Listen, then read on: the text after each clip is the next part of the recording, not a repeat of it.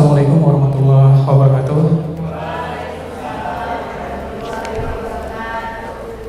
Saya ucapkan terima kasih kepada Ibu dan Bapak yang telah memberikan saya kesempatan untuk membacakan salah satu puisi atau mungkin puisi terbaik yang dipilih, cerpen terbaik yang dipilih oleh Kompas di sini secara langsung di depan kawan-kawan dan juga Bapak dan Ibu sekalian. Ihwal nama Masjid Pucuk, cerpen karya T. Agus Haidir, yang dibacakan Dian Aulia Sitomorang.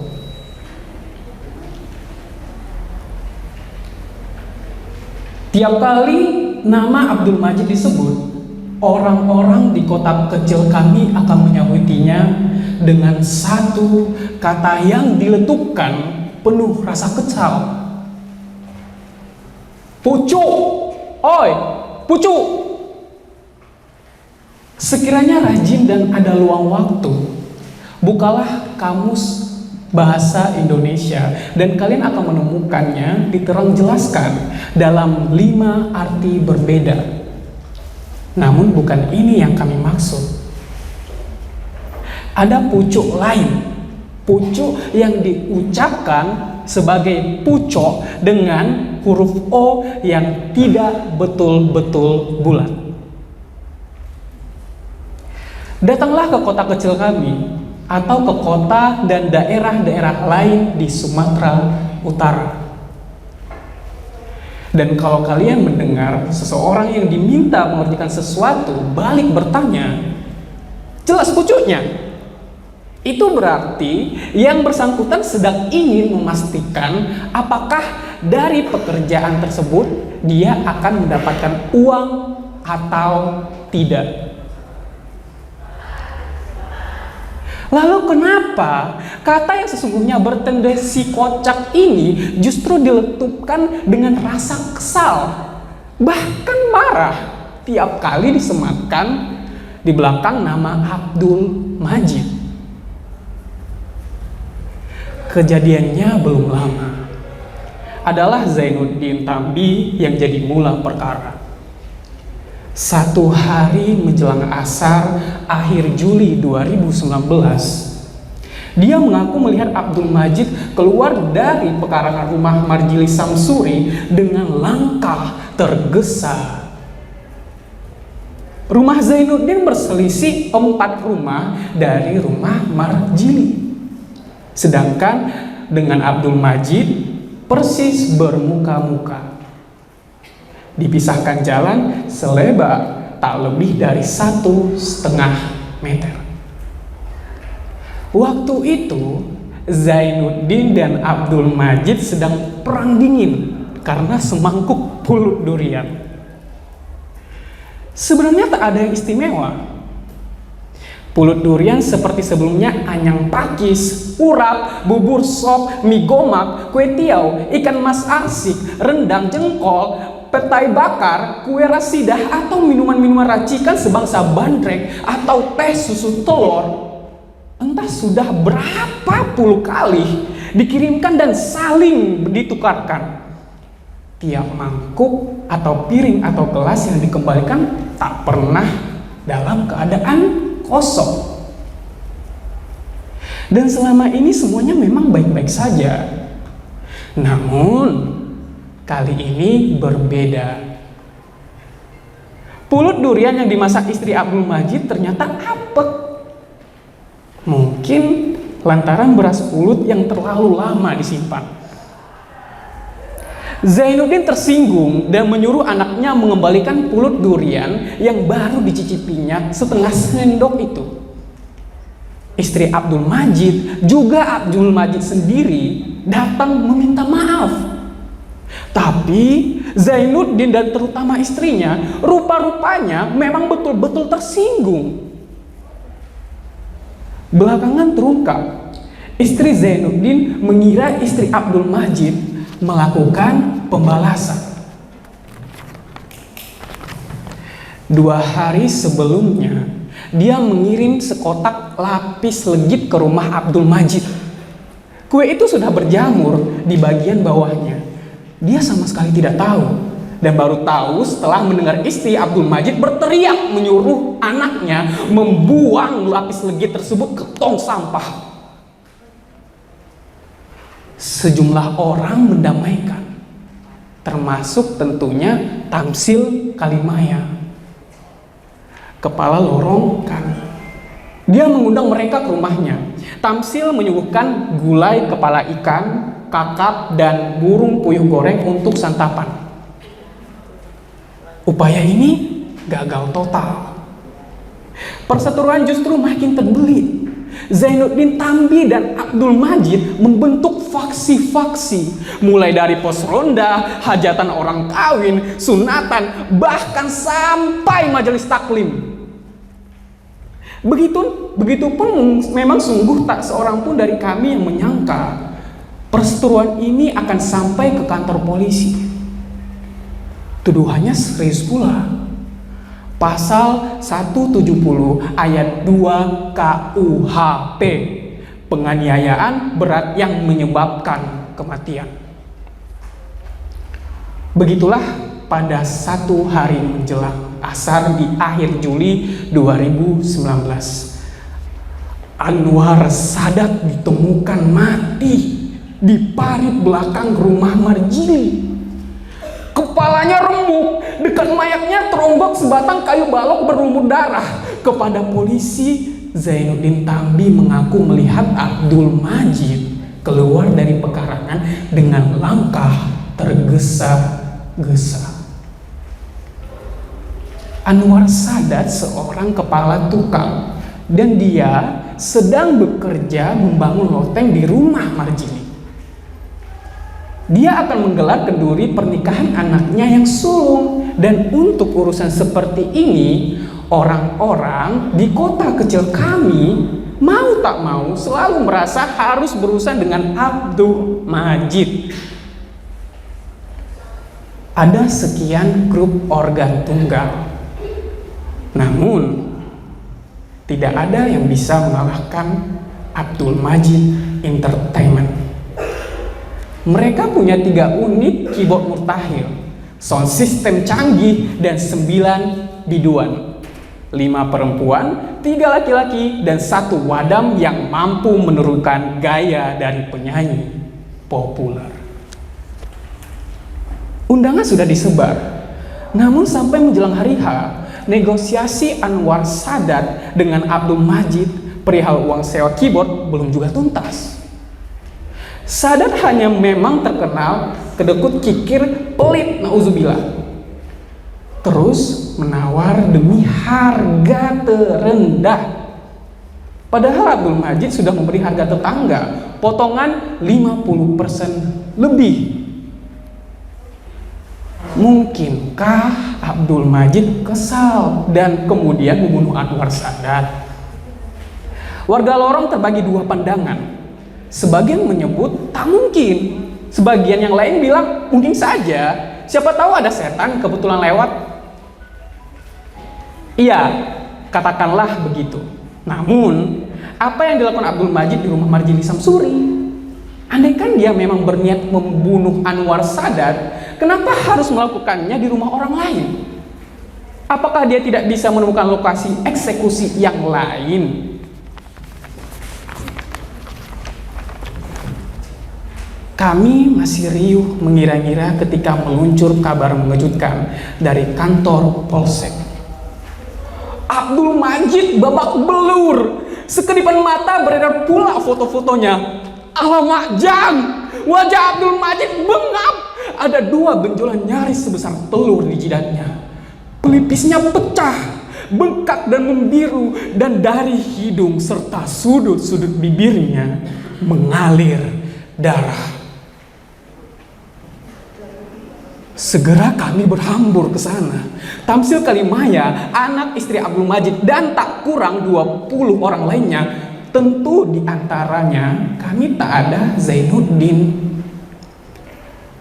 Setelah memberi kesaksian lebih lanjut bersama Marjili Samsuri di kantor polisi, Zainuddin pulang dan menutup pintu rumahnya rapat-rapat.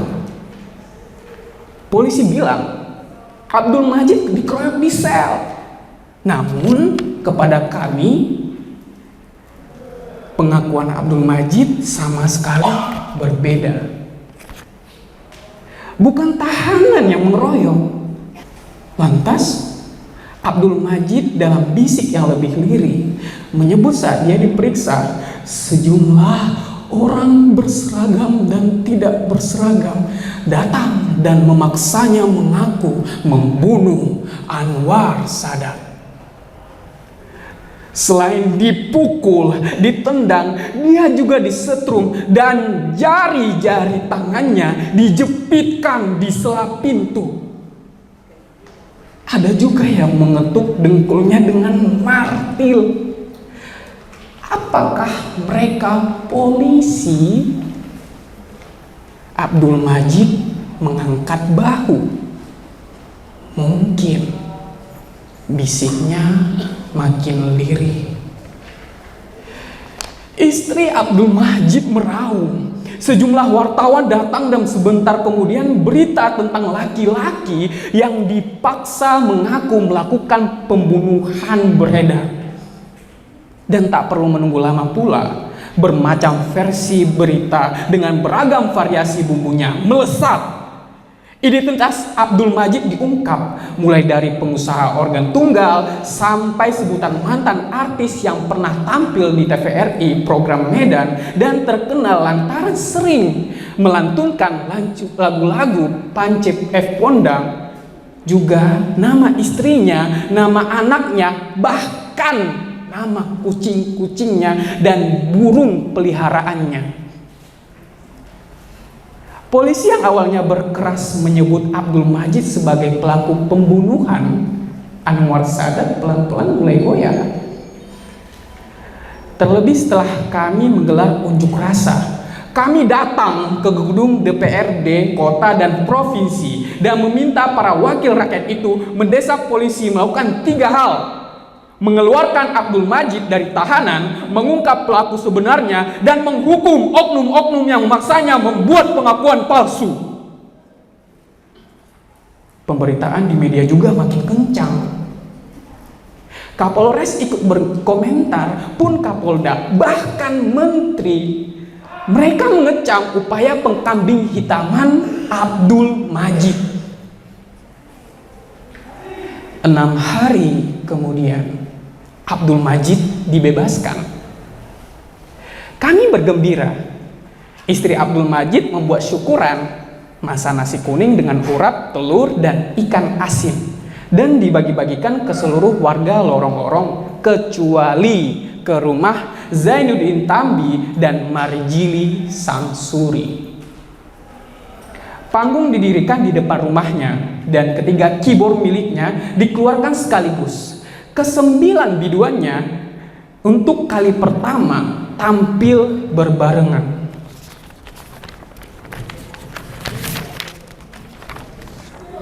Wartawan juga datang dan di hadapan mereka Abdul Majid bilang akan mendesak polisi menghukum penganiaya dirinya. Mereka harus dipecat, serunya lantang.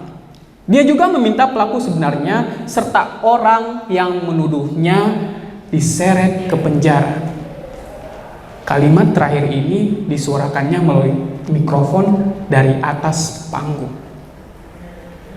Pernyataan Abdul Majid segera jadi berita yang paling banyak dibaca di media-media daring. Ribuan pendapat hingga di kolom komentar rata-rata memberi dukungan. Esoknya, nama Abdul Majid juga bertengger gagah di halaman-halaman depan koran.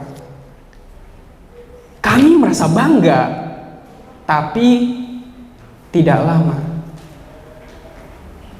Kebanggaan runtuh hanya sepekan berselang tak kala kami membaca berita-berita lanjutan yang isinya justru memojokkan dia.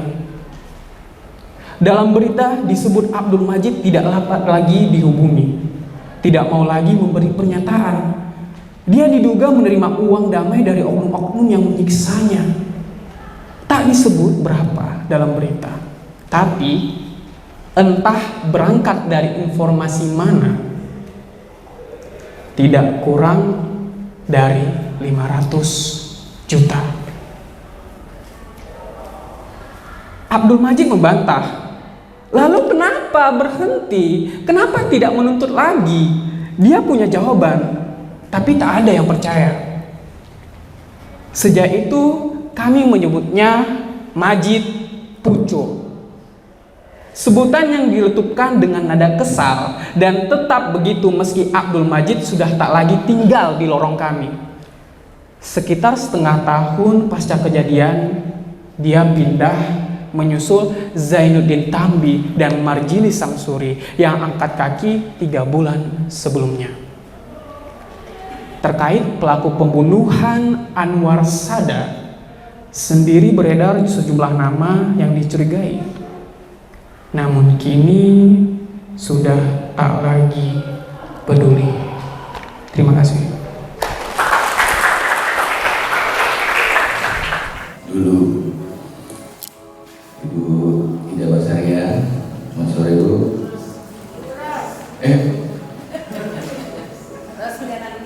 Bu Rosliana Lubis Bu. Dosen saya Ibu Danila, selamat sore Bu. Terima kasih kami sudah diberikan tempat yang nyaman. Kalau berkunjung kemarin, saya jadi teringat panggung ini hampir separuh usia saya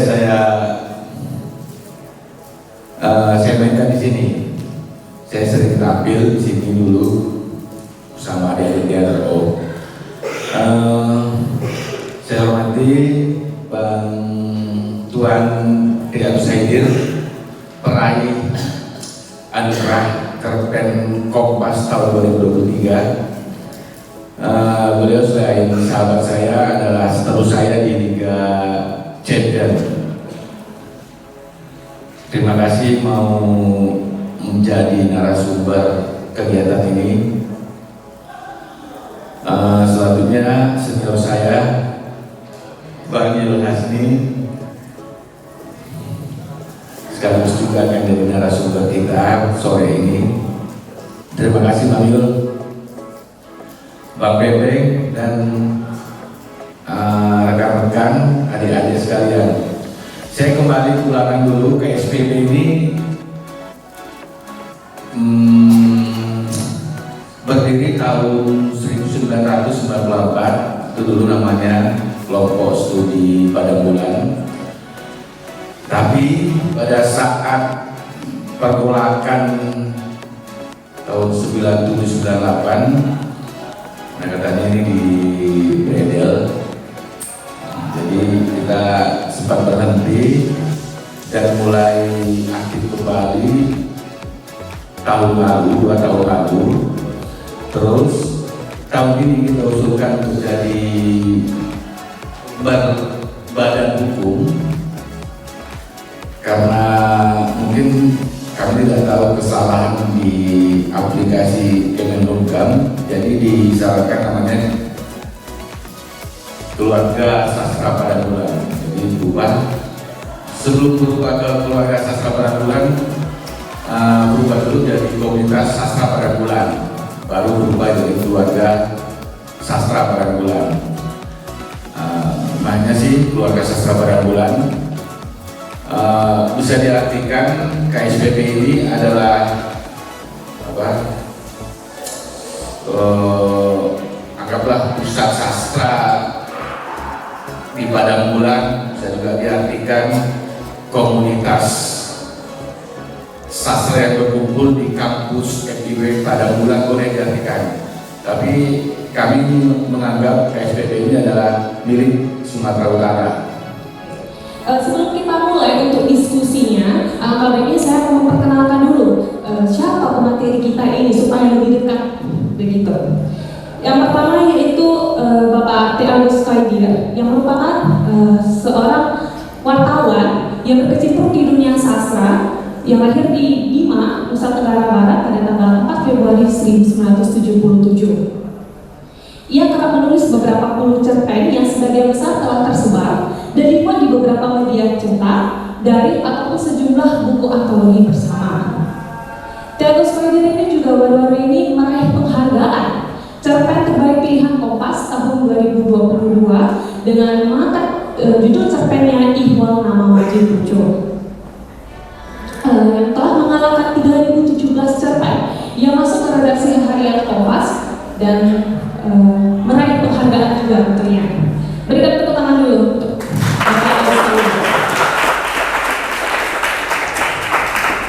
Oke, selanjutnya pemateri kita yang kedua yaitu ada Bapak Yun Hasni, seorang Dewan Pembina KSPB Komunitas Sastra Padang Bulan dan juga dosen Fakultas Kependidikan dari dosen sastra dari FKIP UNSU.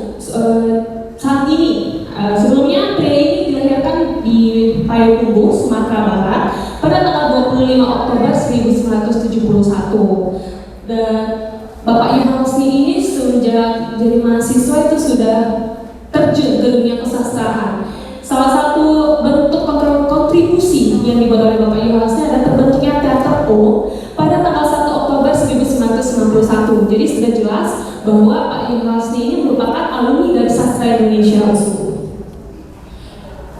Dan juga Pak Yun Hasni juga kerap menulis sejumlah naskah teater. Salah satunya itu Nama Besar tahun 1997, Kampung Rambutan tahun 2004, Presiden Hahaha tahun 2004 juga, Menolong Juru Runding tahun 2005, dan Loker 2007. Nah, naskahnya berjudul Raja Minyak masuk dalam kategori 5 naskah terbaik Dewan Kesenian Medan pada tahun 2005.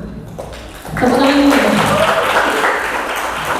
Saat ini juga Pak Yun Hasni aktif di KPU Sumatera Utara sejak tahun 2013. Nah, ada pun 2 buku yang telah diterbitkan, yaitu DPT di Balik Layar tahun 2019 dan buku yang berjudul Mendaulatkan Suara Rakyat tahun 2020. Oke, sekali lagi beri tepuk tangan untuk para pemateri kita yang sudah hadir pada sore hari ini.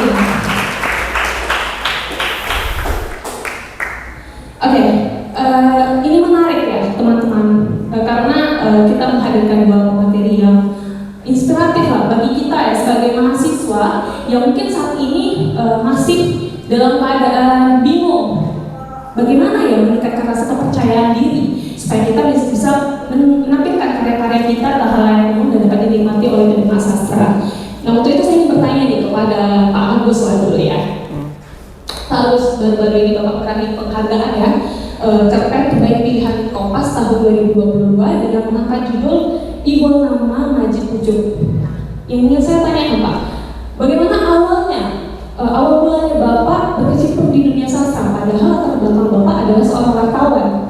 Lalu apa ya Pak, bagaimana? Ini juga menarik Pak. Dalam cerpen Ihwal Nama Majid Pucuk ini juga sempat mengangkat tentang kultural Sumatera Utara. Ya, salah satu tadi kita dengar ada arsip dan lain sebagainya yang merupakan itu termasuk kultural Sumatera Utara tentunya. Apakah ini juga suatu bentuk proses kreatif dari seorang cerpenis oleh Bapak?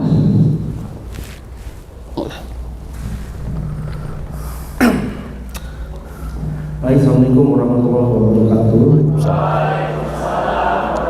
Kalau ditanya proses kreatif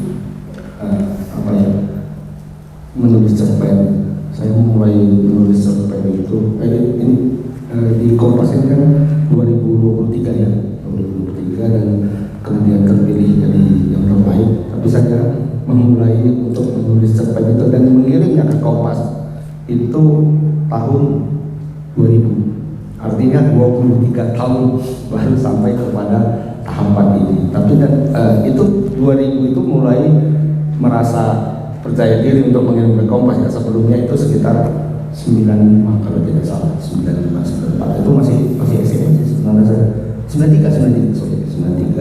Nah, itu sudah mulai menulis di majalah remaja, kemudian beberapa juga di koran-koran di Sumatera Utara, di analisa ya, kemudian di Waspada juga waktu itu.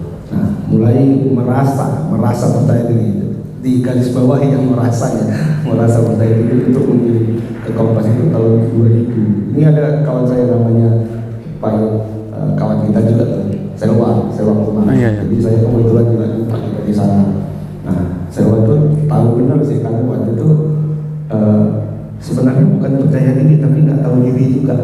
Dan ketika kami mengirim, dan setelah sekarang itu saya baca apa yang saya kirim ke Kompas itu tahun 2000-an, itu saya merasa malu sendiri. Ya kan? Loh kok kayak gini, kok percaya diri ngirimnya waktu itu ya. Nah, tapi nggak masalah sebenarnya apa yang kita kirim, saya kirim waktu itu, dan mungkin kawan-kawan juga bisa melakukan juga hal yang sama ya.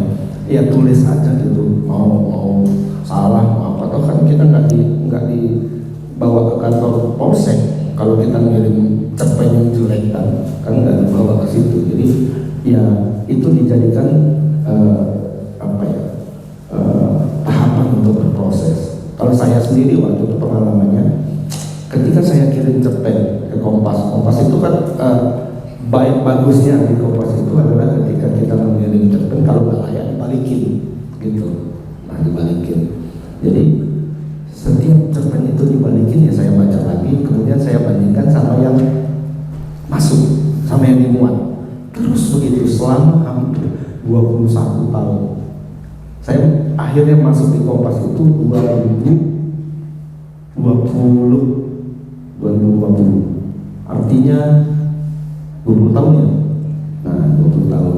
Itu kalau dari lahir sampai apa udah jadi mahasiswa tingkat berapa tuh cerpen saya. Gitu, akhirnya 2020 lah akhirnya masuk. Nah, sepanjang 20 tahun itu yang saya kerjakan sama tuh, rutin. Saya kirim, pulangin, baca. Saya kirim, pulangin, baca. Saya kirim, ya akhirnya dimuat lah. Nah, sepanjang berproses itu ya saya jadi wartawan kebetulan yang setiap hari juga berkutat dengan tulisan, dan akhirnya memang ya tulisan saya jadi seperti itu. Mungkin kalau kawan-kawan tadi mendengar cerpen saya yang dibacakan dan berasumsi bahwa cerpen itu adalah isinya adalah tulisan kalimat-kalimat yang indah, mendayu-dayu, belok sana, belok sini, ada diksi-diksi yang aduhai gitu ya, lelaki memanah rembulan atau apa gitu, itu nggak ada dalam cerpen saya. Gitu. Barangkali karena memang sudah setiap hari itu ya itu yang saya hadapi, dan mungkin ada yang di print itu ada yang di print yang saya tulis sedikit itu. Nah, saya terkadang menulis cerpen itu, bukan terkadang ya, kalau belakangan ini memang jadi semacam, kalau saya istilahkan itu pelarian dari apa yang tidak bisa saya tulis sebagai wartawan. Apa yang tidak bisa saya tulis sebagai wartawan, karena wartawan itu dalam bekerja itu ada kode etik, namanya kode etik jurnalistik yang tidak boleh dilanggar. Misalnya dalam kasus Masjid Pucuk ini semacam kompilasi dari bentuk kekesalan saya sebenarnya. Banyak yang terjadi di sini. Sumatera Utara itu ada pucuknya, kan? Asal masuk kerja ada pucuknya. Berapa pucuknya? Jelas enggak? Nah, gitu kan? Jelas katanya kan? Kalau nggak jelas ya nggak bisa gitu kan? Nah, di dalam yang saya hadapi sehari-hari sebagai wartawan yang seperti itu, ada kasus main tiba-tiba tinggi, kasusnya banyak dibicarakan, tiba-tiba turun, hilang gitu. Kenapa? Ya karena itu gitu. Karena ada damai. Cuma sebagai wartawan, aku nggak bisa menuliskan bahwa si pelaku itu damai sama ini, nggak bisa. Kenapa? Karena untuk bisa menulis itu harus ada konfirmasi dari pelaku, harus ada konfirmasi dari orang yang memberikan itu, harus ada konfirmasi dari polisi dan sebagainya. Dan itu rata-rata dalam kasus seperti ini itu tertutup semua, nggak bisa. Nah, apa yang bisa saya lakukan? Ya, itu. Dulu sekitar tahun 99-2000 itu Seno Gumira Adidharma pasti tahu lah ya, anak-anak sastra pasti tahu. Kelewatan kalau nggak tahu.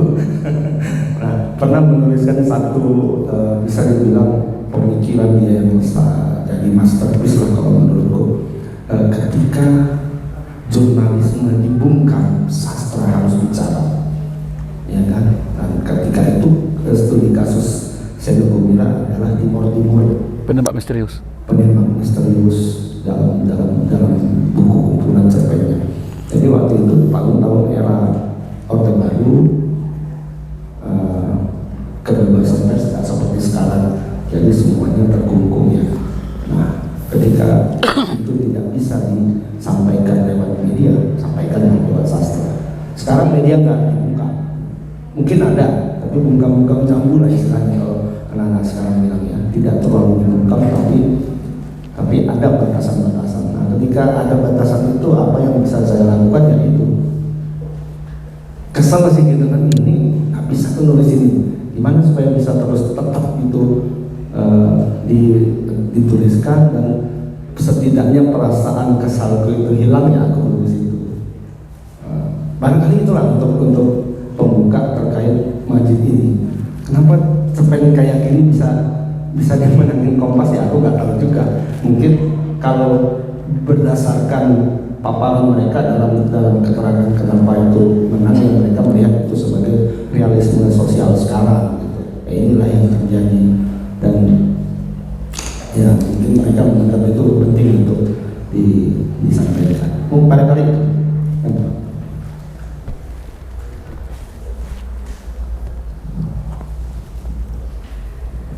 Oke, itu cukup menarik ya teman-teman semua, bahwa saya penghargaan yang diberikan oleh Kompas kepada Pak Agus itu memiliki latar belakang yang cukup panjang gitu, karena tadi yang kita sama-sama dengar bahwasanya Bapak ini dari tahun 1995 sudah sering menuliskan cerpen, dan dimulai tahun 2000 sudah sering mengirimkan beberapa cerpennya ke media, dan di tahun 2023 beliau mendapatkan penghargaan cerpen terpilih di Harian Kompas. Itu sangat menginspirasi bagi kita bahwasanya untuk menulis itu jangan memikirkan suatu keberhasilan, tapi prosesnya dulu. Itu sangat menarik ya. Tapi Pak Agus, saya pernah membaca di beberapa ada artikel yang menuliskan bahwa kekuatan Pak Agus pada saat mendapatkan penghargaan itu terletak pada hiperteksnya. Hiperteksnya itu yaitu menyoroti kehidupan yang bertetangga dengan ditafsirkan sebagai bentuk simulasi kehidupan sosial politik masyarakat sebuah negara. Yang sama-sama kita ketahui bahwa cerpen Iwal Nama Ngaji Pucuk ini mengangkat cerpen sosial politik ya. Boleh dijelaskan lagi sama kami lah gitu, Pak, mengapa Bapak memilih hiperteks itu sebagai power Bapak ini dalam menciptakan sebuah cerpen gitu?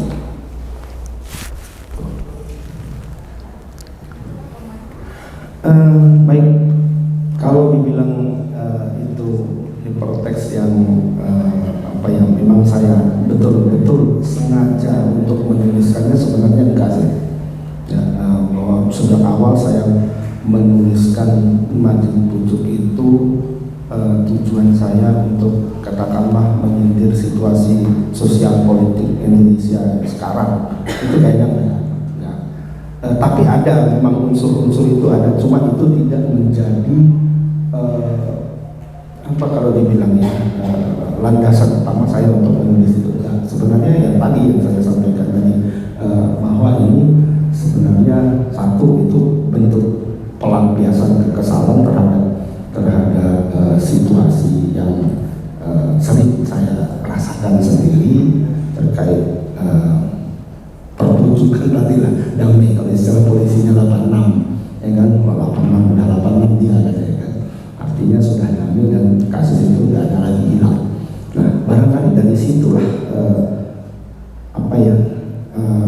hiperteks tadi itu muncul, mengalir dengan sendirinya sebenarnya. Itu berproses juga dalam pembuatan cerpennya. Kalau untuk mungkin karena sudah 23 tahun itu ya Pak Yul, jadi jalan sendiri. Akhirnya kan kalau menulis cerpen itu mungkin dipelajari ya di Fakultas Sastra bagaimana caranya, awalnya itu idenya dulu lah, kemudian ada membentuk karakter, plot dan sebagainya, itu kan disusun sejak awal ya. Ya awal-awal dulu saya menulis dengan cara seperti itu sih, sama. Tapi sekarang belakangan enggak lagi. Tadi ada ide itu langsung jalan ketika saya melakukan melakukan pembacaan ulang dan sebagainya, itu muncul tuh. Nah, ini kayaknya bisa dikaitkan dengan ini. Interteks itu kan berkaitan dengan teks yang kita buat dengan apa yang terjadi di luar. Jadi sebenarnya kalau pertanyaannya apakah itu saya sengaja sejak awal, enggak gitu. Nah, bahkan kalau jujur ya Kompas lebih menemukan itu dari saya sendiri gitu loh ya. Setelah membaca itu kan waktu itu di panggung juga disampaikan itu ya oleh redakturnya, bukan oleh pemretnya sendiri, Mas Sultan waktu itu. Dia mengkaitkan itu sama kondisi Indonesia sekarang, reaksi sosial politik. Ya memang ada saya kait pautkan ke sana, tapi ternyata mereka lebih bisa menerjemahkannya dengan lebih canggih dibanding saya sendiri gitu. Ya intinya itu kan, saya tidak sejak awal tidak melakukannya dengan sengaja. Nah, ketika dalam proses penulisan baru muncul poin-poin itu di mana saya bisa menyisihkan sebenarnya.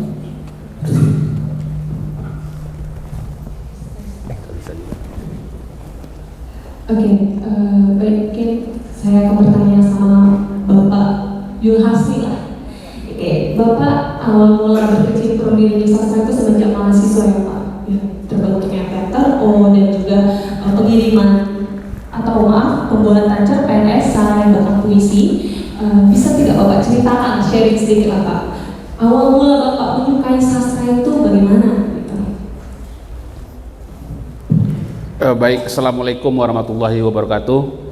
Selamat sore, salam sejahtera. Yang saya hormati bahasan para mantan dosen maksudnya Kak. Dosen-dosen saya di depan ini, dosen kita Pak Gus. Ya, alhamdulillah saya dapat Pak Gus kan C semua ya. Tapi tamat juga walaupun dengan terpaksa dari KBSI ini. Baik adik-adik sekalian, kalau tadi pertanyaannya saya sebenarnya lebih cenderung persoalan diskusi kita terkait dengan karya Bang Agus ini.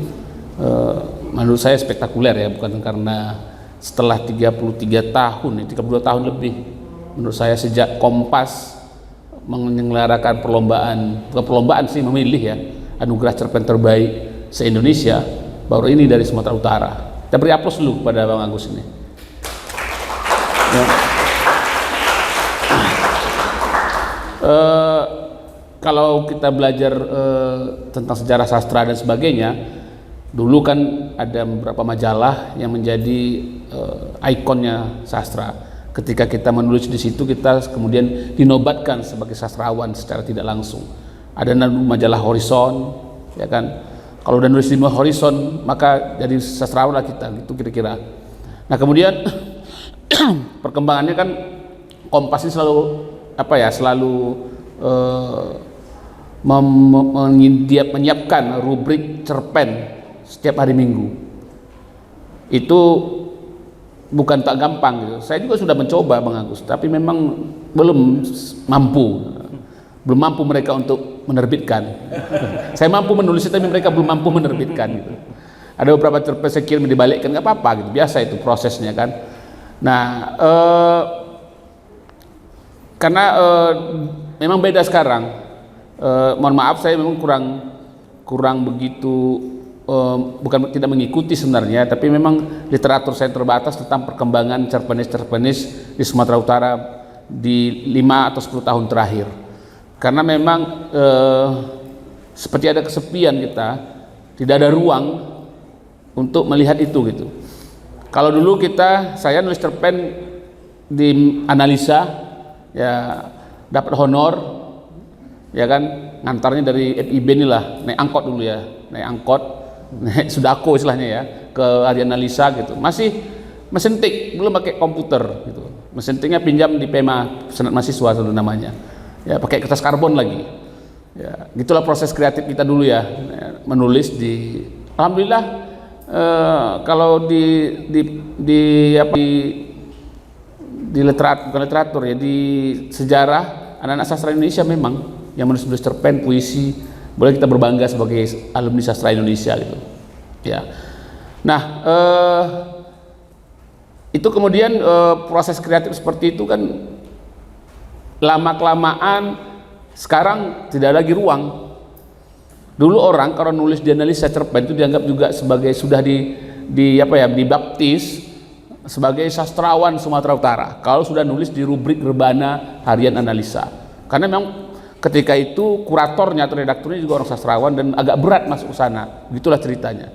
Nah sekarang rubrik rebana itu sudah tutup ya, bahkan tidak lagi memberikan honor tulisan kepada pengarang-pengarang cerpen. Harian Waspada masih ada rubrik sastranya setiap minggu ya, tapi tidak menyiapkan honor. Beda dengan Kompas, cerpen itu tadi kalau nggak saya silap 1.500.000 satu cerpen itu. Saya nggak tahu berapa dapat Bang Agus hadiah kemarin, itu hadiah ya. Kalau cerpen sendiri beda dia gitu, 1.500.000. Nah ini kan tidak ada ruang itu. Sekarang kan sosial media banyak. Apakah kemudian kita menulis cerpen di blog kita sendiri? Kita punya blog, punya sosial media kita, tapi siapa yang menilai? Siapa kuratornya? Kalau kita sendiri yang menjadi kurator ya sama saja gitu. Tapi kalau misalnya ada kurator yang menilai, ada orang yang menganggap ini layak terbit, ini layak dibaca publik, mungkin gitu. Tapi kalau hanya diterbitkan sendiri, kan lagi tren memang menerbitkan puisi sendiri, kasihkan ke penerbit, ya kan penerbit mencetakkan sekian, jadilah kita penyair. Tapi tidak ada kurator-kuratornya menilai. Dan Kompas sampai sekarang masih tetap dianggap sebagai kurator sastra Indonesia. Nggak ada lagi yang saya pikir. Walaupun ada media-media lain ya, seperti Media Indonesia, Jawa Pos, ya Suara Pembaruan. Saya nggak tahu masih ada apa tutup ya Suara Pembaruan. Ya Media Indonesia masih ada ruang cerpennya. Ya, tapi honor situ agak kecil dari analisa, dari Kompas. Saya pernah nulis cerpen juga di Media Indonesia itu honornya cuma 650 itu 750.000 dibanding Kompas 1.500.000. Nah, tidak adanya ruang-ruang ini mungkin membuat kita pun malas menulis, ya kan? Tidak ada lomba cipta cerpen, atau tidak ada anugerah cerpen.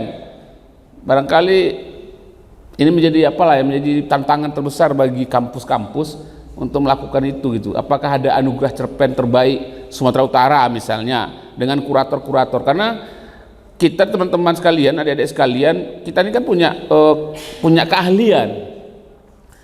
Kita belajar teori sastra, kita belajar tentang sejarah sastra yang tidak dipelajari oleh orang luar.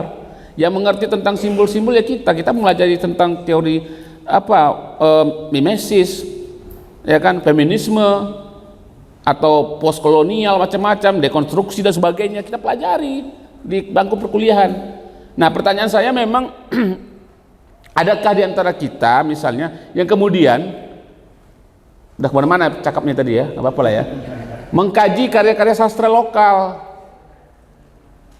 Saya kebetulan waktu dulu, sekarang kembali aktif ngajar di FKIP UMSU itu, saya bilang kalau mau Anda mengkaji karya sastra harus karya sastrawan lokal, nggak mau saya karya-karya di luar Sumatera Utara. Makanya ada beberapa kajian sastra dari Hasan Alabana, cerpenis kita juga itu kan, mungkin di FIB mungkin bisa digalakkan juga itu untuk mengkaji karya-karya sastra lokal. Kalau nggak kita yang menghargai misalnya orang Sumatera Utara, siapa lagi gitu. Ini mungkin barangkali tantangan lah ke depan agar kajian-kajian skripsi mahasiswa yang mengambil studi tentang sastra itu kalau objek penelitiannya mungkin lebih bagus karya-karya sastrawan lokal, sastrawan Sumatera Utara. Memang pertanyaannya Bang Agus, mana karyanya? Kan itu masalah. Apa yang mau dikaji? Karyanya nggak ada. Gitu. Kenapa nggak berkarya? Tidak ada ruang. Nah, ini lingkaran setan ini, ya kan, bolak-balik di situ gitu. Ya Bang Agus yang menulis keluar, ya kan, dihargai ya kira-kira. Karena di sini nggak ada media yang mau ngasih honor. Bukan honor tujuan kita, tapi kira-kira kita menulis dapat apresiasi seperti itu kan lain ceritanya. Nggak ada di Sumatera Utara nih. Koran yang masih ada, bahkan Tribun sendiri nggak bisa membuat rubrik tempat Bang Agus ini bekerja. Beliau kan wartawan Tribun, nggak ada rubrik sastranya. Bisa jadi karena sastra itu nggak menjanjikan ya, atau apa, tidak menarik, sehingga orang lebih bagus memasang iklan orang mati. Dan analisa gitu ya Mas Bembeng ya. Satu halaman meninggal si anu gitu. Ya kan? Itu dapat uang. Kalau mau menerbitkan cerpen orang, kita bayar honor, keluarlah uang dari media itu. Itu kira-kira ilustrasinya saja. Nah, ke depan seperti apa? Apa yang mau kita lakukan? Saya udah ngasihkan beberapa alternatif, solusi-solusi. Salah satunya digagas oleh teman-teman KSBB ini, kebetulan seperti diceritakan Bang Agus dulu kami dirikan ini. Ada kegelisahan kami anak-anak sastra Indonesia ketika itu dan beberapa teman-teman, kayaknya nggak ada ya diskusi sastra di kampus ini. Ayo kita galakkan diskusi. Kita diskusinya di kampus sampai malam-malam. Makanya dulu dikenal kita spesialis diskusi hari-hari bersejarah. Hari Amir Hamzah, hari Khairil Anwar, hari kematian Khairil Anwar, hari kelahiran Khairil Anwar kita peringati. Pokoknya setiap hari bersejarah diskusi tentang sastra. Tiap malam, kadang-kadang ya dengan bakar jagung dan sebagainya. Dulu ya, sekarang saya nggak tahu. Mungkin diskusinya sudah agak elit di kafe-kafe ya. Dari dulu memang lesehan ya, luka, dan dia juga tahu lah. Bu Nur Hayati juga tahu, dosen-dosen kami ya kan, gimana lah kami dulu gitu, bandel-bandelnya, tapi kami baik itu. Terima kasih. Assalamualaikum warahmatullahi wabarakatuh.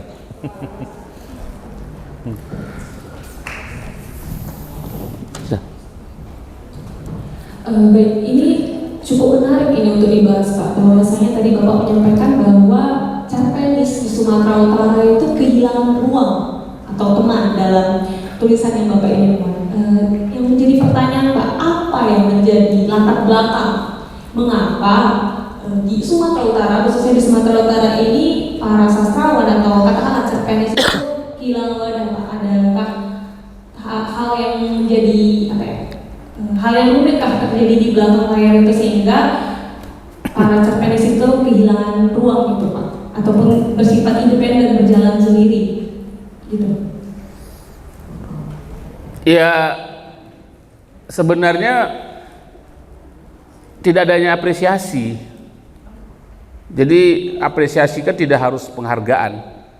Saya ada kumpulan cerpen saya, judulnya Bunga Layu di Bandar Baru, Bang Agus mungkin tahu gitu. Kumpulan cerpen, ada beberapa cerpen saya itu yang dikaji oleh mahasiswa dengan pendekatan-pendekatan teori tertentu, ada rasa kebanggaan juga, oh karya saya dibaca, ya kan. Ada kemarin saya baca juga skripsi tentang karya saya, kumpulan cerita anak-anak sebenarnya yang dapat dari Balai Bahasa kemarin, Bonar si Penjaga Sungai. Bagus kemarin ikut ya? Iya, Bonar si Penjaga Sungai itu misalnya kan. Kalah. Oh kalah. Gak apa-apa. Ada kemarin kita dapat dari Balai Bahasa itu Bonar si Penjaga Sungai itu cerita anak-anak gitu. Dan dikaji juga oleh ada apresiasi, ruang apresiasi. Ya kan? Dan saya nggak bayangkan adik-adik sekalian, bagaimana sangat ketatnya persaingan di Kompas hari ini pasca koran-koran di Indonesia menutup rubrik budayanya. Semua orang akan menyerang ke Kompas. Kalau dulu kan masih ada Jawa Pos, sampai sekarang masih ada Tempo, ada Republika, ada Media Indonesia, ada Suara Karya, ada Suara Pembaruan, banyak sekali media, bahkan grupnya Jawa Pos itu menyiapkan rubrik sastranya dengan tentu honornya rata-rata di atas 500 sampai 700, sehingga kemudian orang masih berlomba-lomba ke sana. Tapi sekarang begitu koran mulai tutup, tidak ada lagi koran dijual, orang sudah mengakses informasi dari sosial media, dan Kompas masih percaya diri sampai sekarang. Bayangkan bagaimana beratnya proses seleksi untuk tembus. Bayangkan ya, itu cerpen itu terbit tiap minggu, dalam sebulan berarti 4 kali kan. Saya nggak bayangkan berapa orang yang mengirim setiap hari ke Kompas. Tadi udah ribuan pengirim cerpen se-Indonesia bisa tembus ke Kompas, itu kan luar biasa kan? Bukan persoalan besarnya honor ya, tapi kuratornya, penilainya. Nah ini barangkali itu masalah ya. Yang berikutnya memang kami diskusi dengan Pak Mas Bambang tadi, dia bilang ada mahasiswanya yang sekarang menulis cerpen atau cerita apa, dan itu penghasilannya 1 juta lebih sebulan, mahasiswa Mas Bembeng. Tapi persoalannya saya, siapa namanya si Anu? Kok tidak dikenal ya? Kan begitu. Kok nggak begitu familiar? Nah ini problem juga kita, karena pengakuan orang, ya untungnya Bang Agus ini mau berinteraksi dengan tanda petik seniman-seniman di Sumatera Utara. Kalau Bang Agus nggak berinteraksi, nggak dikenal juga sama kalangan seniman. Nah, tidak dikenal di kalangan seniman, dianggap bukan sastrawan. Itu penyakit kita di Sumatera Utara ini.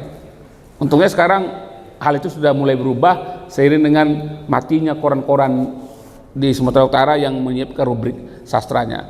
Tetapi alhamdulillah beberapa komunitas sastra masih giat melaksanakan kegiatan-kegiatan. Ada alumni kita, Kak, namanya Eka Delanta ya, masih sering juga melakukan rumah buku, diskusi membedah karya-karya buku-buku sastra. Itu kan bukan persoalan bukan persoalan kemampuan, tapi keinginan. Mereka percaya bahwa ini buku-buku sastra ini harus tetap dihidupkan di Sumatera Utara. Minimal literasi kita tentang sastra itu tidak mentok. Ya kan, tadi Bang Agus sudah nyinggung, anak sastra Indonesia kalau nggak tahu Seno Gembira Aji Dharma udah kelewatan katanya. Jangan-jangan memang nggak tahu Bang Agus. Nah. Ada siapa yang tahu Seno Gembira? Angkat tangan. Pernah dengar nama Seno Gembira Aji Dharma? Nah, kan betul. Ini bukan salah. Nah, itulah bedanya Kak. Bedanya kakak sebagai dosen dengan Bembeng. Nah, kalau kakak lu tahu kami kan, nah, luar biasa. Kalau Bembeng sekarang nggak tahu mahasiswanya. Tantangan nih, nggak ada yang kenal Seno Gembira Aji Dharma, Hamzat Rangkuti misalnya. Ya mungkin ya ini lain hal lah. Tapi itulah kira-kira mungkin studi-studi kita tentang sastra lokal agak diperbanyak supaya kita mulai akrab dengan sastrawan di Sumatera Utara. Itu saya pikir. Kita tambah Bang. Oke. Mungkin ditambahkan sedikit tadi. Tutupnya rubrik-rubrik sastra di koran itu memang satu problem lumayan besar untuk sastra Indonesia. Karena dulu hampir semua orang itu punya rubrik sastra.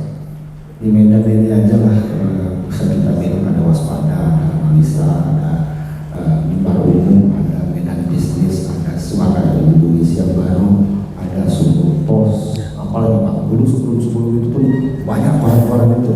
Bahkan mungkin yang kawan-kawan sekalian namanya nggak tahu, misalnya ada Realitas, ada Demi Masa, koran Demi Masa, Walasi, kalau bahasa Arabnya.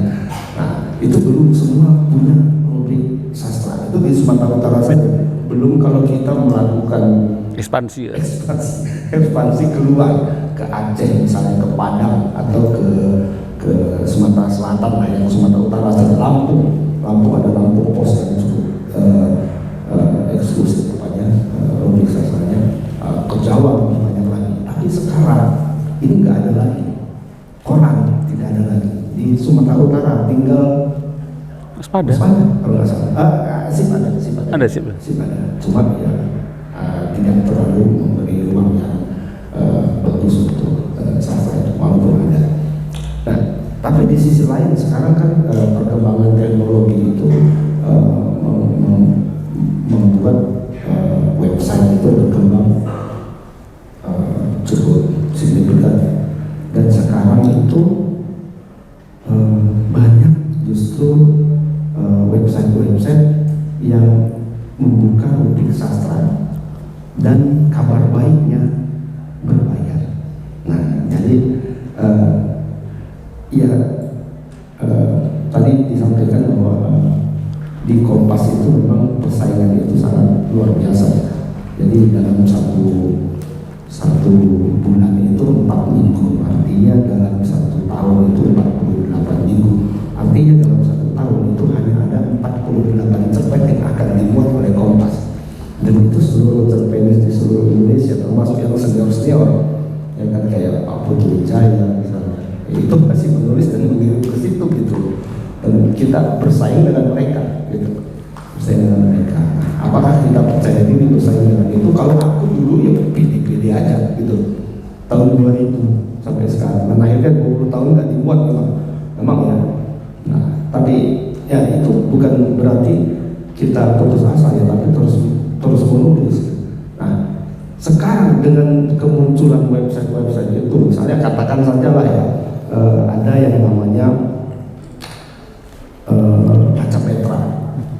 bacapetra.co, ada yang namanya Ayu Bandung, ada yang namanya Kurung Buka, banyak bang. Hanya saja ya memang kalau dari sisi honor tidak menggilap Kompas lah bisa kita katakan gitu. Tapi kan kita menulis tidak semata-mata untuk mencari uang gitu. Ya walaupun itu juga sebenarnya kalau dulu waktu kita mahasiswa kan kita untuk bayar kopi, bayar apa, paling nggak minta orang tua lah dari Kompas itu. Cuma kalau ukuran 300-500 ribu itu ada mereka menyediakan itu. Dulu Detikcom termasuk sangat besar memberikan sekitar 600 ribu. Sayangnya sekarang nggak lagi karena ada kebijakan redaksi mereka yang membuat Rubik Cerpen itu ditutup. Nah, tapi yang lain banyak itu. Ada kalau kita rajin melisting gitu ya, kawan-kawan yang berminat untuk menulis cerpen dan berminat juga katakanlah mencari uang dari situ dan berminat juga untuk terus mengembangkan diri menjadi penulis, ya barangkali bisa tinggal rajin aja sih melakukan pencarian kira-kira website apa yang menerima Rubik Cerpen dan ada honornya. Ya gampang sih kalau kawan sekalian kan ini pada melek teknologi semua gampang. Ketimbang kami berdua yang disuruh searching, kami nggak tahu tuh mana yang ada honornya, mana yang ada rubriknya, yang mana yang enggak. Itu kami data informasi dari kawan-kawan saja, tapi kami bisa cari sendiri. Dan itu menjadi kesempatan menurutku. Jadi sebenarnya dengan adanya teknologi ini, website dan sebagainya, itu bisa masa depan sastra itu menurutku nggak ini ya, tidak buram sepenuhnya gitu. Ada sedikit harapan untuk itu. Bahkan kalau memang belum percaya diri untuk mengirim ke media, ke website gitu, kan bisa nulis di Facebook, bisa nulis di Facebook, bisa menulis di Instagram, kan kalau Facebook itu kan ruang lingkup perkawanannya kan ruang lingkup perkawanan kita kan, ya pasti nggak kalaupun masih jelek ya nggak terlalu malu lah gitu ya. Dan kalaupun ada yang mengkritik jangan lantas berhenti menulis kan itu. Kritik kok jelek gitu kan, ya jangan berhenti nulis ya. Kalau jelek diperbaiki gitu kan, bukan kalau jelek berhenti. Ya itu mungkin tambahan. Penulis-penulis muda ya tentunya yang mungkin saat ini masih takut ya, seperti kata Bang Agus tadi bahwasanya ada ketakutan gitu, terutama untuk kita ya sebagai mahasiswa saat kita mengirimkan cerpen atau barangkali puisi di Facebook. Hal yang kita takutkan itu adalah bagaimana tanggapan orang lain gitu. Yang kita takutkan itu bagaimana komentar publik itu terhadap karya kita yang jelas. Untuk lingkup Facebook, Instagram mungkin itu hanya teman-teman kita. Nah itu tadi bahwasanya penyair-penyair muda lah yang ingin berkecimpung menjadi penulis juga, Bang, bahwasanya juga itu ketakutan. Nah dari ketakutan tadi lah timbul rasa ketidakpercayaan diri. Akhirnya ya udah karyaku hanya sebatas aku saja yang membaca. Nah menurut Bapak Yulhasna bagaimana tanggapan Bapak soal penulis-penulis muda atau mahasiswa sastra lah yang mungkin masih ada rasa ketakutan gitu dalam menulis cerpen yang akan dipublikasikan? Jadi ya udah cerpennya untuk diri dia sendiri aja, bukan menjadi konsumsi publik. Boleh dibantu Pak? Menulis itu memang kita mendapat apresiasi dan pengakuan, memang ada momentum juga. Jadi tidak serta-merta langsung jadi terkenal dan hebat. Tapi memang ada orang yang hanya sekali dua kali saja menulis langsung hebat, habis itu nggak menulis lagi. Anda tahu penulis Laskar Pelangi? Tahu kah? Anda Hirata? Nah, sampai sekarang ada nggak novel lanjutan dia? Ada tidak gitu? Setelah Laskar Pelangi, apa lagi? Edensor, Sang Pemimpi, Edensor, ada tetralogi dia itu 4 novelnya yang Laskar Pelangi yang difilmkan. Setelah itu ada nggak? Kan momentumnya bahwa memang itu memang lagi rezeki dia kemudian dikenal dan dinobatkan sebagai sastrawan angkatan 2000. Padahal dia sebelum-sebelumnya nggak pernah dikenal gitu. Beda dengan Helvi Tenarosa mungkin ya, yang memang merintis, atau Asma Nadia yang merintis sebagai sastrawan di Forum Lingkar Penanya, beda mungkin itu. Tapi contoh tadi yang saya bilang Ande Hirata gitu, dikenal kan juga baru-baru itu. Atau misalnya kalau kami dulu nggak mengenal itu Terelie siapa, ya kan? Tapi sekarang bayangkan ada ke Gramedia, novelnya banyak sekali Terelie, ya kan? Tapi apakah kemudian dia dinobatkan sebagai sastrawan besar? Siapa yang mengakui dulu? Tergantung juga gitu. Karena ada kelompok-kelompok yang memberikan penghargaan-penghargaan. Kalau dalam Khazanah Sastra Indonesia, anugerah Katulistiwa Award itu masih dianggap di atasnya, masih dianggap representasi dari sastra lah. Kalau mendapatkan anugerah itu dianggap hebat lah gitu, meskipun sebenarnya tidak ada jaminan juga. Nah, saya sepakat dengan Bang Agus tadi gitu. Kalau nggak percaya diri kita sekarang menulis, ya kan, ya tulis saja di sosial media Anda. Ya mungkin nggak apa-apa kita menulis itu, nggak apa-apa kita epigon, tapi nggak boleh plagiat. Tahu epigon ya? Mengekor, Tahu epigon? Mengekor, mengikut gayanya. Saya dulu ketika pertama kali nulis cerpen Bang Agus, terikut dengan gaya Seno. Maka beberapa cerpen saya kemudian agak-agak gaya Seno. Begitu saya baca Jujur Prananto, Kado Istimewa, berubah pula gaya puisi saya seperti cerpen saya seperti Jujur Prananto. Nah, itu kan tergantung kita bacaan kita. Mungkin Anda membaca puisi-puisinya Joko Pinurbo, ya Anda kemudian tertarik dengan puisi-puisinya, atau siapa itu orang Faisal Basri, apa ya Faisal Basri pula, Basari. Nah, terus ya, siapa lagi? Yang muda-muda inilah gitu. Yang apa yang selalu dikutip-kutip puisi-puisinya, yang Aan Mansur, ya kan? Yang selalu dianggap bagian anak muda. Saya tanya emang mahasiswa saya, mereka kenal itu gitu. Tanya dia kenal nggak sama Mara Rusli, mana tahu siapa Mara Rusli, ya kan? Ya itu nggak apa-apa gitu, tapi itu tetap menjadi apa catatan. Tapi menurut saya ya memang gitulah prosesnya. Kita sekarang masuk dalam situasi ketika ruang-ruang itu nggak ada. Tidak ada ruang yang namanya sastra koran, tapi kemudian ada ruang yang namanya sosial media atau rubrik-rubrik website media online yang menyiapkan rubrikasi seperti itu gitu. Gak apa-apa, mungkin trennya akan ke sana nanti. Dulu saya ingat ketika Horizon, Kompas dan sebagainya sangat dianggap otoriter dalam menilai karya-karya orang. Kemudian sebagian orang kemudian beralih ke sastra cyber sastra tahun 1994. Kalau nggak salah si Alexander siapa namanya, mendirikan Saud Situmorang, mendirikan namanya website yang menampung karya-karya yang nggak muat di koran-koran besar.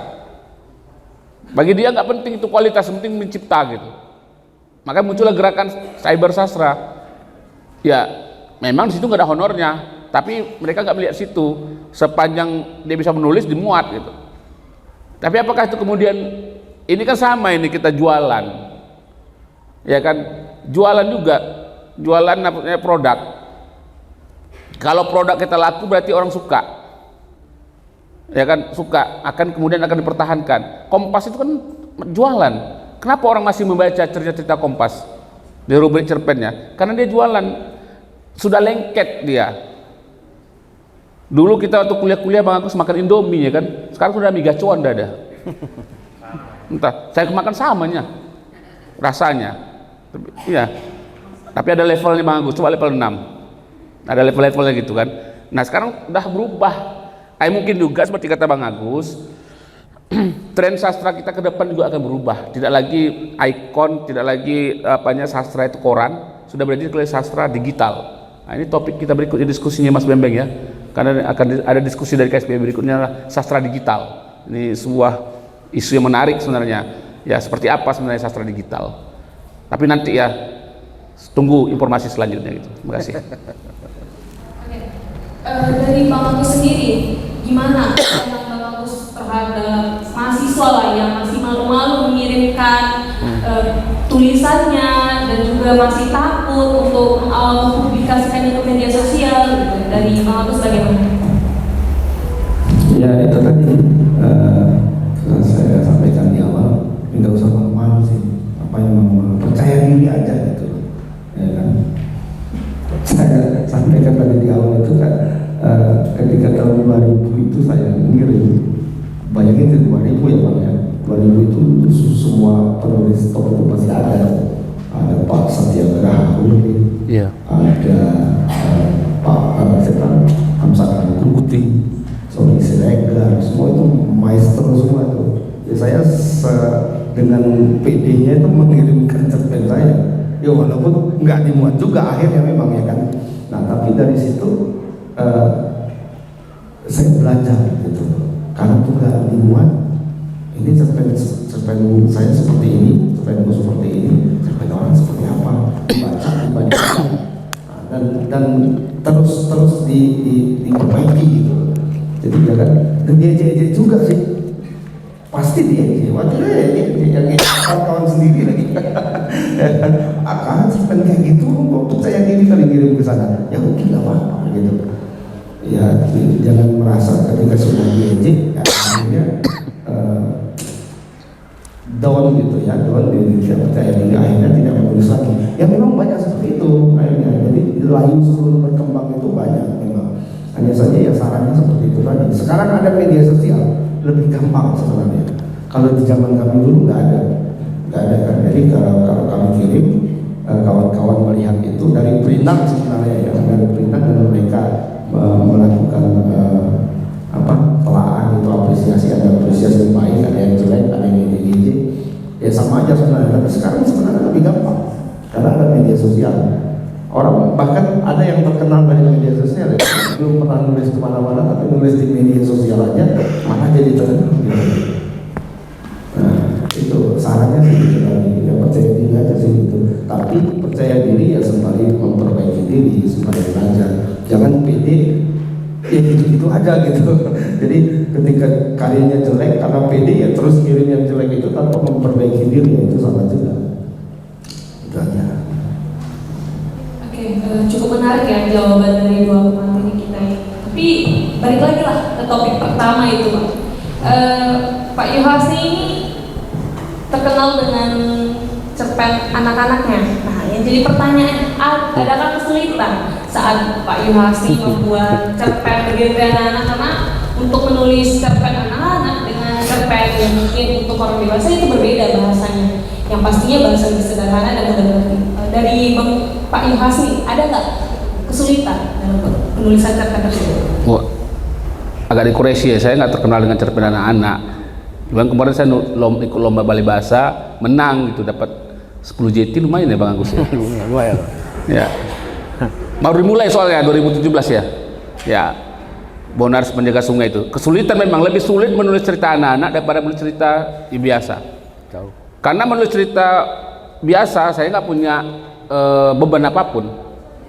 Tapi menulis cerita anak-anak, apalagi konsumsinya kelas 6, kelas 1, kelas 4 sampai kelas 6 atau kelas 6 lah ya, sampai kelas 6. Itu harus kita lihat ngerti nggak gitu. Jadi pengalaman proses kreatif saya nggak apa-apa ya. Saya gitu nulis lomba ikut kemarin, saya siapkan, saya kasih anak saya baca. Kebetulan waktu itu anak saya masih kelas 4, kelas 5 gitu. Coba baca, dibacanya. Pertanyaannya dia, ini bandang ini apa artinya ya? Katanya. Saya nulis banjir bandang. Oh nggak ngerti rupanya dia bandang. Maka saya rubah menjadi banjir besar. Nah memang berat. Jadi kalau nulis cerpen biasa, udah kirim aja gitu. Kita nggak punya beban apa. Kita beranggapan pembaca cerpen kita ini sudah tingkat pendidikannya, sudah paham mereka dengan istilah-istilah ini. Tapi kalau anak-anak berat sekali untuk menulis itu. Saya bayangkan untuk menulis cerita Bonar Penjaga Sungai kemarin itu hampir 4 bulan atau 5 bulan baru siap. Walaupun berseri ya kan? Seperti bersambung lah dia. Apalagi kemudian kriteria ketentuan yang dibuat oleh Dewan Juri juga sangat ketat. Saya harus ambil apa gitu. Makanya saya kemudian judul Bonar Penjaga Sungai, menjaga lingkungan hidup. Tapi kemudian Anda bayangkan di cerpen kumpulan cerita anak-anak itu, mereka beda agama tapi saling mengingatkan. Kadang-kadang yang ini, kau udah sholat kau dulu, udah azan itu. Nanti ini hari Minggu kau nggak ke gereja kau. Sudah dimulai dipupuk rasa kebersamaan mereka sejak kecil. Jadi jangan disuguhi mereka langsung pertentangan dengan cerita-cerita yang sudah bermusuhan, baik suku, agama dan sebagainya gitu. Mungkin karena itu menangnya Bang Agus. Iya. Ya. Saya kalah. Oh iya, nggak apa-apa. Hari ini Bang Agus menang di Kompas. Terima kasih itu aja. Jadi sampai sekarang masih menulis juga sih, tapi walaupun bola, karena lebih enak bola ternyata. Terima kasih. Oke, dari Bang Agus sendiri, cerpen Bang Agus ini kan temanya sosial politik. Nah, ngomong soal politik ini kan agak sensitif ya Pak. Dari Abang adakah batasan saat Abang menulis sebuah cerpen gitu, terkait politik Indonesia? Ada nggak batasannya gitu? Batasannya maksudnya Batasan dalam pemilihan kata yang barangkali yang mungkin bisa mengundang perpecahan bagi pihak begitu. Ya, itu kita jaga juga ya secara kan tidak melakukan kalau kita bilang ya pengadu domba misalnya dengan antara pasangan capres ini capres itu dan yang lain-lainnya. Tapi di luar itu kasih saran sebagainya itu tidak ada. Kalau cerpen politik saya pernah buat cerpen yang jelas itu tokohnya Pak Prabowo kemarin, ya kan, pernah itu cuma di media Indonesia, judulnya Ziarah Lebaran. Ya, tapi tentu saja ketika kita menuliskan cerpen itu ya tidak alurnya yang kita bungkus dengan inilah ya, tidak menjadi kalau tidak dibungkus dengan alur yang khusus kan itu menjadinya seperti berita kan. Jadi ada alurnya yang kita ciptakan, tokoh-tokohnya kita ciptakan sendiri. Tapi dasar pemikiran saya itu adalah waktu itu ya persis setelah kekalahan dari Pak Prabowo dan Pak Jokowi itu di pemilu 2014 kalau nggak salah ada ya. Tapi kalau ditanya batas-batasnya ya paling itu saja. Jadi dalam cerpen itu kita tidak boleh mengadu domba antara yang satu dengan yang lain, tidak boleh menentukan kebencian berbau sara dan sebagainya. Itu sih yang nggak boleh. Kalau bermain-main dengan politik boleh, malah enak. Enak betul itu sebenarnya.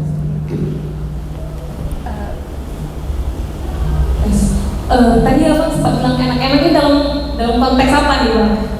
Melakukan eksplorasi seperti itu, kita bisa menjadikan tokoh ini tokoh yang betul-betul hidup, ada tokohnya misalnya katakanlah Pak Prabowo, banyak Pak Prabowo, sorry kalau banyak pendukung Pak Prabowo misalnya seperti itu, dan kita bisa menjadikannya sebagai tokoh yang lain gitu, seperti satu cerpen yang sangat legendaris sebenarnya itu ya, dari Seno Gumira, lagi-lagi kalau belum kenal coba dicari nanti ya. Ada judulnya itu Kematian Paman Gober. Iya. Itu dimuat di Republika sekitar tahun berapa? Itu benar-benar bicara soal Bapak Presiden kita Soeharto waktu itu. Jadi Kematian Paman Gober itu isinya adalah warga Kota Bebek. Itu kan kalau di komik Donald Duck itu ya, Donald Duck itu kan kotanya itu namanya Kota Bebek ya. Jadi warga Kota Bebek itu setiap hari membuka koran hanya untuk mencari tahu udah mati nggak Paman Gober di satu hari ini gitu. Tahu nggak orang Paman Gober? Hah? Tahu nggak orang Paman Gober? Ya, Paman Gober tahu nggak? Tahu kan? Nah itulah warga Kota Bebek itu setiap hari membuka koran untuk melihat pengumuman ini Paman Gober udah mati.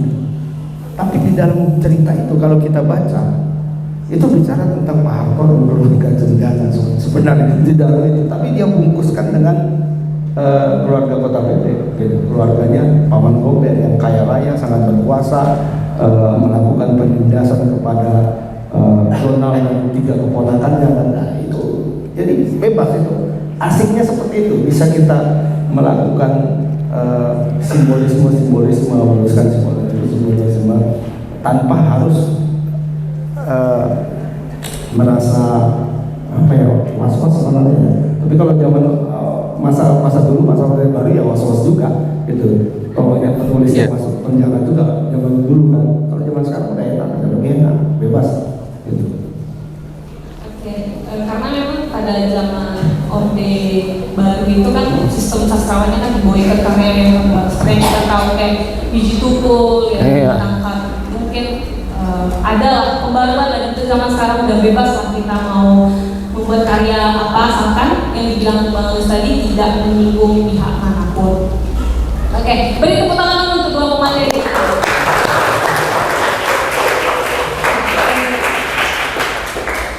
Baik, untuk sesi diskusi saya batasi sampai sini, tapi kita membuka pertanyaan kepada para tamu dan hadirin. Kami menyiapkan, maksudnya saya memberi kesempatan bagi 3 orang penanya untuk memberikan pertanyaannya kepada narasumber kita. Silakan, bagi yang ingin bertanya silakan angkat tangan. Oke, beri tepuk tangan untuk Ali. Baik, setelah dilontarkan 3 pertanyaan tadi, maka untuk sesi pertama kita tutup dulu. Pertanyaannya saya ulang lagi ya Pak. Yang pertanyaan pertama dari Lydia.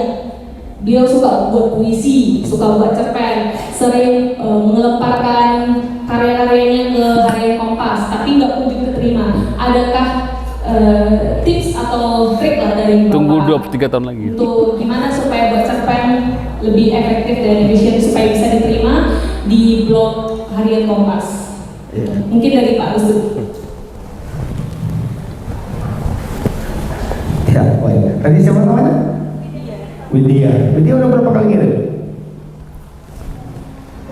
Ada banyak kali sih Pak, tapi ada yang begini kan Pak. Ada sekali yang disuruh kirim pulang lagi sama Kompas, terus udah Widya kirim tapi nggak diterbitin Pak. Sejak tahun berapa? Suka buat dari SMA. Nggak ngirim ke Kompas sejak tahun? 2022 Pak. Berarti terus lalu. Masih ada waktu 22 tahun lagi. Enggak.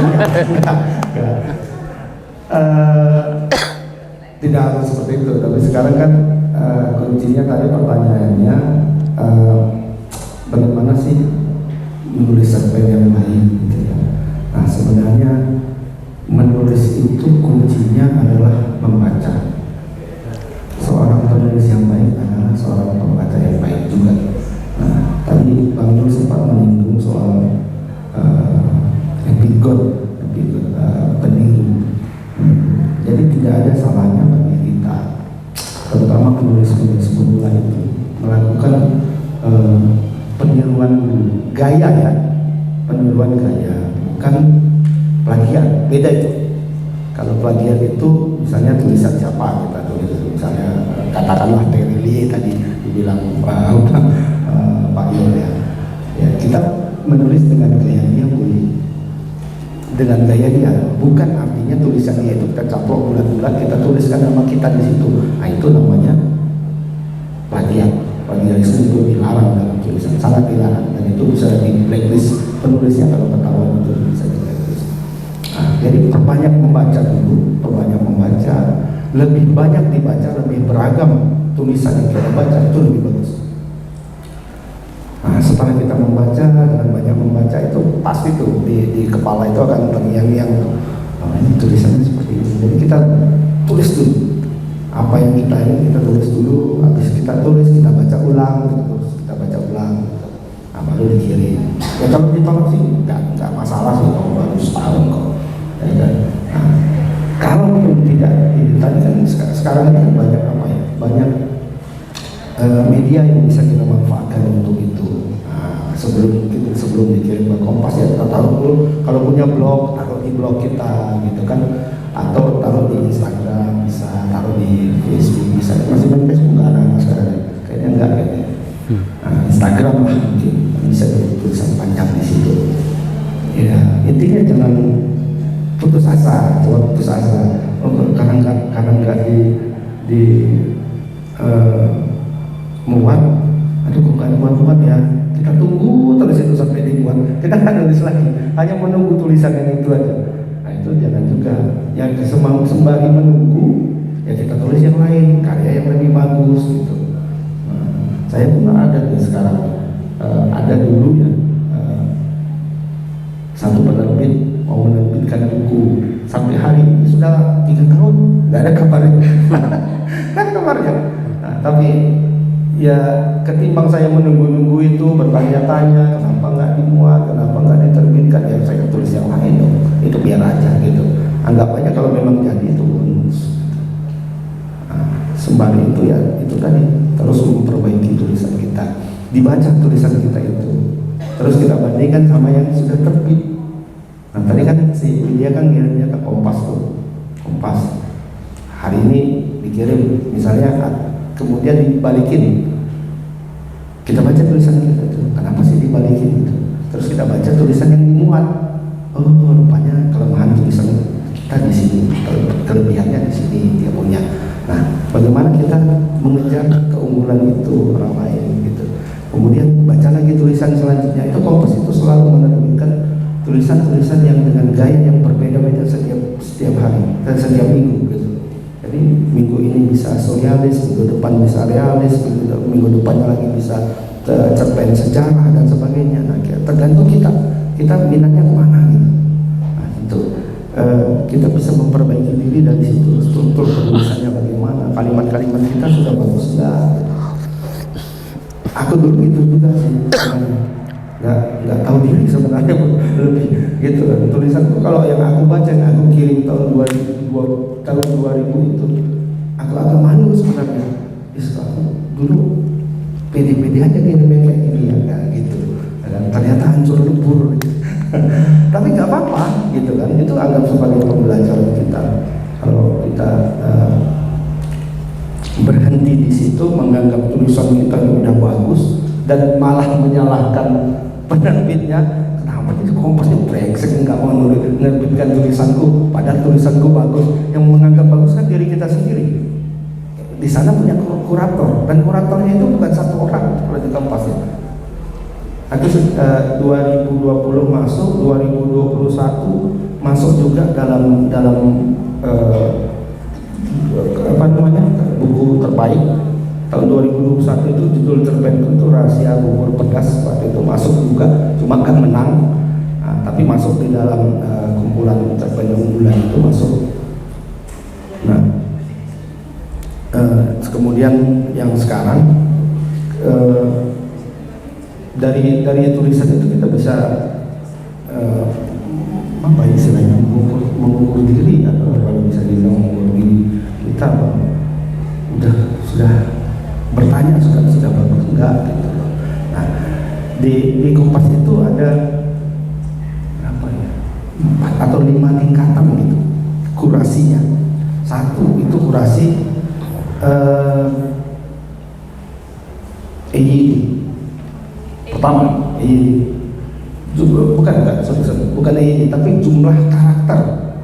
Nah, jumlah karakter di Kompas itu karena sekarang halamannya menciut kecil, jadi 7,5 kolom kalau nggak salah, dan karakter yang dikirimkan itu tidak boleh lebih dari 10.000 karakter with space, artinya bersama spasinya. Nah, kalau lewat dari 10.000 out, coret, kecuali orang-orang ternama. Pak Putu Wijaya nggak mungkin dicoret gara-gara lebih karakter, Selo Gumira nggak mungkin. Tapi kalau kayak kita lewat itu satu. Yang kedua EYD huruf besar, huruf kecil, tanda baca, dipisah dan disambung itu mereka lihat semua. Makanya dalam ketika Kompas itu sudah menerbitkan satu cerpen itu hampir nggak ada kesalahan tanda baca, spelling dan sebagainya nggak ada. Nah kemudian yang ketiga barulah masuk kepada tema misalnya menarik atau enggak, dan itu dinilai oleh 4 orang redaktur des budaya namanya, ada 4 orang petugas. Sudah lewat dari 4 itu barulah masuk ke redaktur utama, namanya Putu Pacar Arcani, orang Bali, bersama Mas Gilby Falak. Mereka berdua menentukan itu. Dari yang 4 ini, aku mendapat informasi kemarin dalam satu minggu itu Kompas itu sekitar 300 atau 400 cerpen masuk. Nah dari yang 300 itu yang dipilih satu untuk dimuat di edisi minggu yang satu biji gitu. Nah, itulah yang harus dilewati tahapannya. Nah, kita bersiap untuk itu atau enggak ya menurut kehidupannya apa sembari itu belajar. Jadi kalau masih ditolak setahun nggak masalah. Terus berusaha itu. Mungkin ada tambahan dari Pak Ilasri. Enggak, itu yang dua tadi, pertanyaan kedua tadi. Dua tiga. Pertanyaan kedua tadi, Pak Agus bukan penulis sastra, tapi ikut-ikutan menulis sastra. Nah, pertanyaannya, ilmu sastra Bapak dapat dari mana? Yang diketahui bahwa pada zaman Bapak itu teknologi belum semaju zaman sekarang. Begitu Pak. Iya, kalau sastra gimana ya? Saya kan dasarnya memang sudah lari semuanya. Sebagai wartawan kan lari juga sebenarnya. Saya dulu pendidikan sempat seni rupa, melukis sebentar aja. Habis itu pindah ke pertanian. Ya, tadi pertanyaan Widya tadi ya. Memang berani juga sih menjadi Kompas tuh luar biasa itu. Ya, berani artinya memang harus nekat memang gitu. Tapi pertanyaan sekarang, baca cerpen Kompas enggak? Nah, kan setahu saya kan Kompas itu ada e-paper ya, langganan. Baca di mana Kompas? Di oke. Mungkin ada diterbitkan. Setahu saya sih Kompas itu ada e-paper ya. Kompas ID maksud. Oh, Kompas ID ya mungkin ya. Oke. Nah, saya lagi mengatakan memang kalau mau menulis memang nggak apa-apa kayak Epigon, ya kan? Punya penulis favorit nggak? Kan gitu juga punya. Anda punya favorit. Saya pokoknya kalau apapun yang ditulis kawan ini pasti enak. Ya, begitulah saya. Apapun kata orang tentang Barcelona pasti Barcelona ya, Bas. Maaf ya Madrid ya. Ya, kami beda kubu. Ini Real Madrid, saya Barcelona. Ya, ya. Nah, apapun kata orang tentang penulis itu pasti saya suka. Ya dulu kan Seno tuh luar biasa, saya suka Seno gitu. Senois. Ya kan. Apapun kata orang tentang puisi-puisi Joko Pernubo nggak enak, ternyata enak. Gitu. Apapun tentang orang mengatakan puisi-puisi M. Ainun Najib nggak enak, ya saya menyelesaikan di satu berdasarkan puisi M. Ainun Najib misalnya. Sekarang ada nggak penulis favorit kita? Itu dulu memang penting juga, meskipun ada contoh-contoh yang lain. Saya sepakat dengan statement Bang Agus dan saya pikir juga menjadi statement kita bersama lah bahwa penulis hebat itu adalah penulis baik adalah pembaca yang baik. Jadi kalau nggak membaca, kayak mana kita tahu? Gitu. Memang kita ini sastra Indonesia ini bukan untuk menjadi sastrawan, tapi memang kita ini adalah ahli sastra, ya kan? Kan tidak harus tamat membuat cerpen kan enggak, tapi membuat skripsi tentang sastra, ahli sastra. Tapi kalau dua-duanya pun enggak kita lalui ya susah juga gitu. Maksud saya begitu. Memang kalau soal apakah kemudian itu bisa kita aplikasikan dalam dunia kita setelah kita tamat itu relatif sih, ya kan? Ya yang sejalan, alhamdulillah kayak saya misalnya di wartawan masih jalan dengan dunia terus menulis, sekarang ngajar gitu kan. Bang Agus jadi di Balai Bahasa, ngurusi bahasa dia sekarang misalnya kan sejalan. Mas Bambang jadi dosen dia, ya kan, menulis juga, menulis di wartawan, dapat penghargaan, jalan-jalan ke Jerman dia, ke Jepang, Cina sorry, Jerman belum ya, nggak jadi Jerman, Cina udah ke tembok, Cina itu udah dia gitu, dari wartawan menulis itu gitu, pasti ada momen-momennya gitu. Tapi proses kreatif itu harus terus diasah lah, membaca, dan memang harus perlu begitu karya kita dibuat. Saran saya, kasihkan ke orang dulu, minimal kawan terdekat kita, dia kan, menurut kau enak nggak ini puisiku, menurut kau enak nggak ini cerpenku ya gitu. Perlu, makanya perlu yang namanya mentor. Kami dulu selalu menganjurkan sebenarnya ada mentor Anda, mentor untuk diskusi, ya kan. Karena mentor itu biasanya dia sudah punya pengalaman dalam membaca karya-karya. Yang membaca karya ini bagus atau tidak, kos katanya menarik atau tidak. EYD-nya sudah pas sebelum, ya kan, jangan gara-gara hanya kata sambung atau kata depan aja kita pening, kata depan dia aja belum selesai misalnya, waduh, itu dulu misalnya kan, kita selesaikan dulu EYD kita.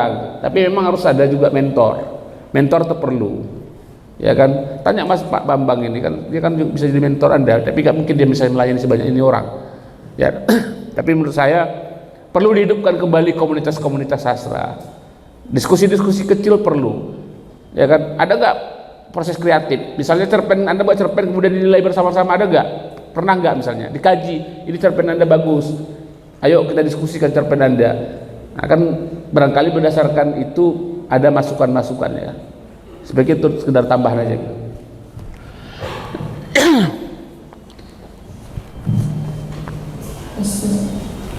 Baik, pertanyaan terakhir yang belum terjawab, Pak Agus. Apa tuh tadi? Tadi pertanyaan dari Alwi yang pertanyaannya sebentar.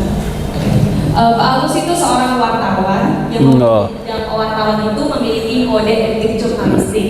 Nah, yang diulas di sini adalah statement Pak Agus yang menyebutkan bahwa siapapun yang bekerja sebagai wartawan tidak boleh melanggar kode etik jurnalistik. Nah, yang menjadi pertanyaannya itu apakah hal itu menjadi batasan bagi Bapak menulis ataupun ketika Bapak ingin menanggapi suatu kebijakan, tapi posisi Bapak sebagai penulis karya sastra bukan sebagai wartawan, begitu Pak pertanyaannya? Ya, sebagai wartawan yang sudah berita, saya juga menulis esai kolom, ada kolom saya sendiri di Tribun namanya Ngopi Sore.